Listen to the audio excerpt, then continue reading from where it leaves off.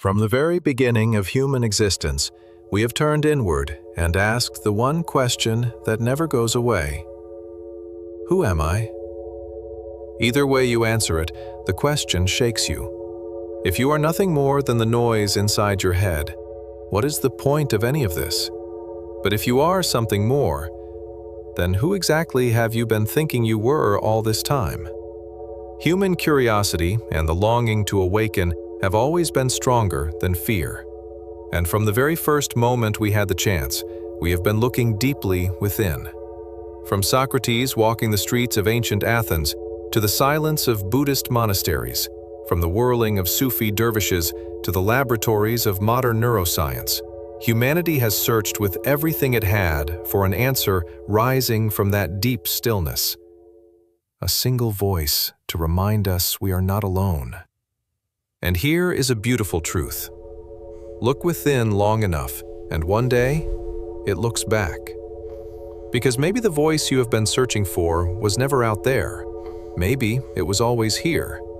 You just needed to learn how to listen. Welcome to Voice of Self. So why is it so hard to hear that voice? Because every single day, the mind runs the same script. And without even realizing it, we get completely lost inside it. This has a name, the loop. Loops are a product of the human mind. In the background, they are actually working to keep you physically alive in this complex and unpredictable world. But in modern life, that same mechanism has turned mostly into stress and threats that don't even exist.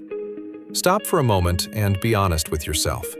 The last time you felt overwhelmed or completely helpless, what happened inside your head? The mind took over, and it started whispering. This is just who you are. If you do that, everything falls apart. Who do you think you are to even try? Or maybe it went the other way. I'm going to be different from now on. Starting today, everything changes. Sound familiar? The result is always the same. Your mood gets worse. You crack open the tap of stress, anxiety, and frustration, and, as if there wasn't already enough, you let a little more in. On top of that, social media keeps feeding you exactly what pulls you deeper. Conversations that drain you, headlines that disturb you, and suddenly, old memories start playing like a film you didn't ask to watch.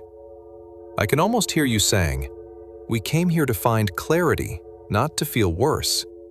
But stay with me, because whether I say these things or not, you are already living them. The days pass without you even noticing. I'm not here to teach you anything. I'm not a guru, I'm not an expert. What we are building here is a shared walk through ancient wisdom, modern understanding, and the quiet mysteries of the mind and body.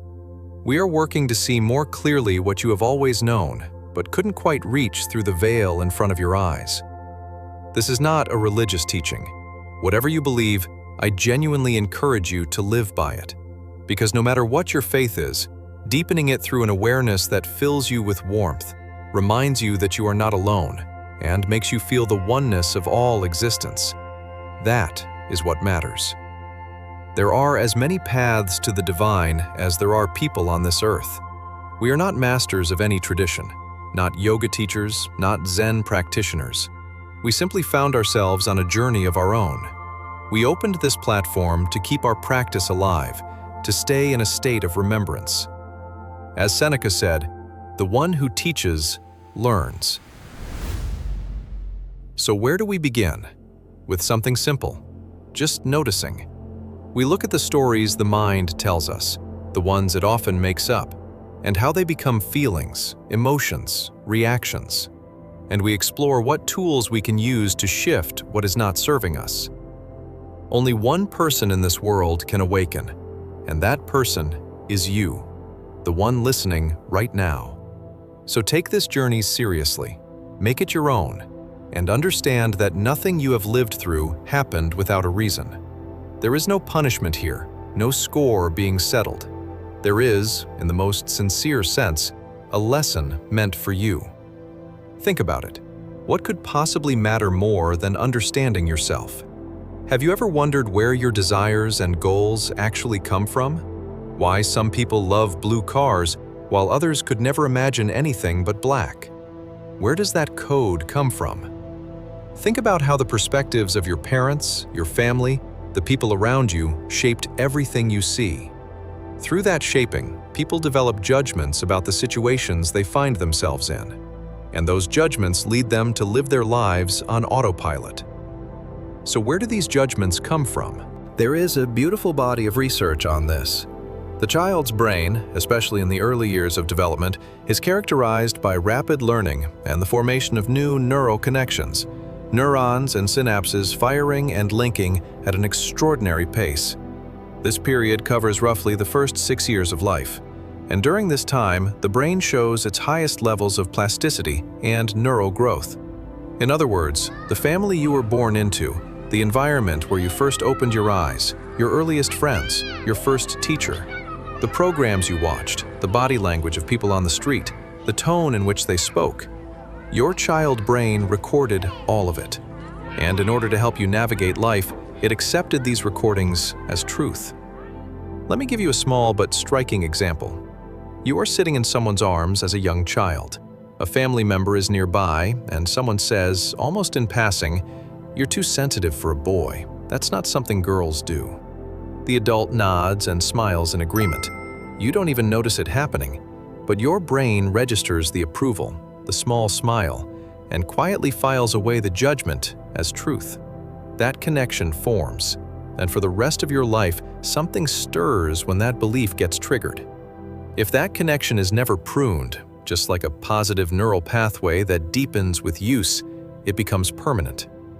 And it stays there until the day you finally notice it. These are the thousands of connections you have been carrying, ones you don't remember forming, but that have made you exactly who you are. You can thank yourself for carrying them this far. So what happens as we get older? As we move into adulthood and middle age, the rate of new neuron formation and synaptic plasticity slows. Neuroplasticity simply means this: the brain can change. It rewires itself based on what you repeatedly think, feel, and do. In the early years, unused neurons are pruned and necessary ones are strengthened.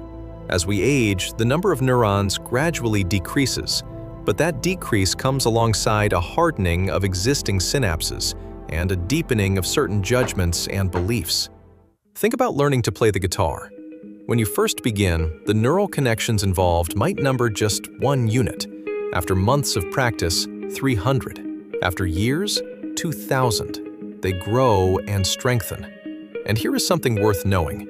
The number of synaptic connections controlling the movement of your fingers is far greater than those controlling any other part of your body. And you will notice, this same quality of the brain that locks in rigid patterns also brings real value.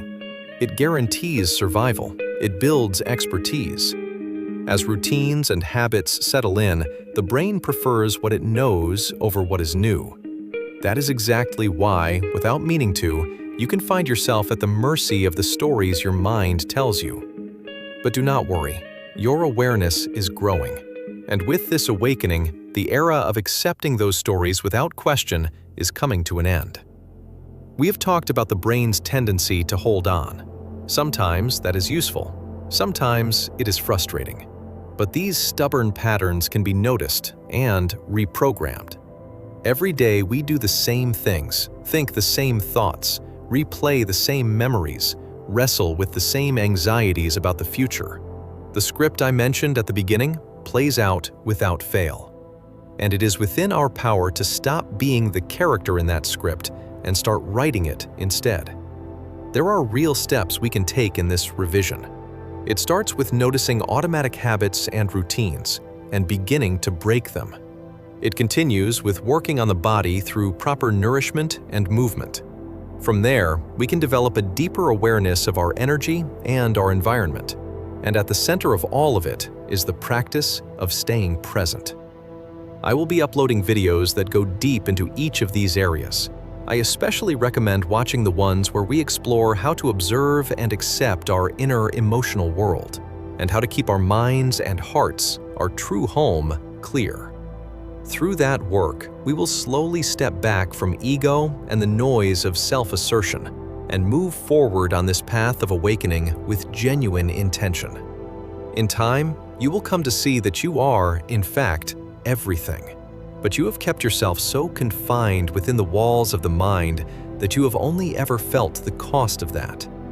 When you begin to see life through this self-awareness, you will start to understand why the experiences and memories of your past unfolded the way they did, and you will stop wasting your days in anxiety about a future that hasn't arrived. Because the best plan for you is already in place. If this resonated with you, stick around. This is just the beginning. See you in the next video. With love.